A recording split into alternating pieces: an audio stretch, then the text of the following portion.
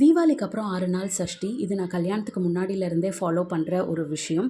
So, இப்போவும் நான் வந்து அத ஃபாலோ பண்றேன். I thought I'll capture this for you.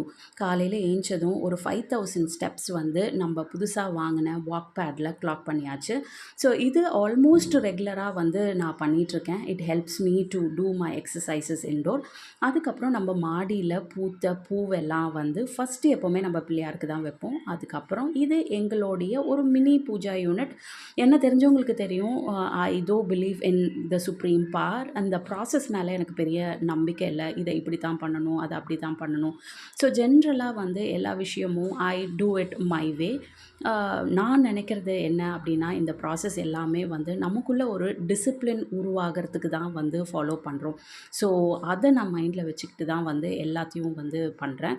So Sashti in fact பார்த்தீங்கன்னா வந்து கல்யாணத்துக்கு முன்னாடி நான் வந்து பயங்கரமாக இருப்பேன். எங்கள் அம்மா வந்து அதுக்கு ஏற்ற மாதிரி ரைஸே சாப்பிட மாட்டேன். அதுக்கு ஏற்ற மாதிரி வீட், ராகி இந்த மாதிரி சில விஷயங்களில் டிஃபன் ஐட்டம்ஸ் மாதிரி பண்ணி கொடுப்பாங்க. பட் இப்போ என்னால் என்ன முடியுமோ அது வந்து நான் ஃபாலோ பண்ணுறேன். ஸோ காலையில் என்ன இருக்கோ, ஒன்று ஃப்ரூட்ஸ் இருந்தால் ஃப்ரூட்ஸ், இல்லை நம்ம சமைச்ச சாப்பாடு ஏதாவது இருந்துச்சுன்னா அதை வச்சு ஒரு மினி பூஜை வந்து பண்ணிடுறேன்.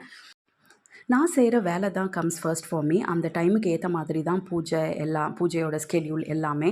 My evening really gets busy. So அதனால் இந்த பூஜையெல்லாம் காலையில் 11:00 நான் லாகின் பண்ணுறதுக்கு முன்னாடியே பூஜை எல்லாத்தையும் ஃபஸ்ட்டு முடிச்சிடலாம். அதுக்கப்புறம் இந்த 6 நாளும் it's going to be a low carb diet தான்.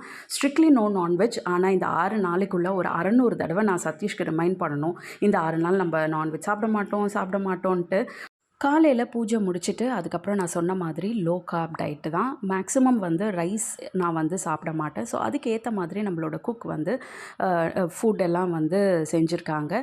காலையில் சப்பாத்தி அண்ட் சம் தக்காளி சட்னி.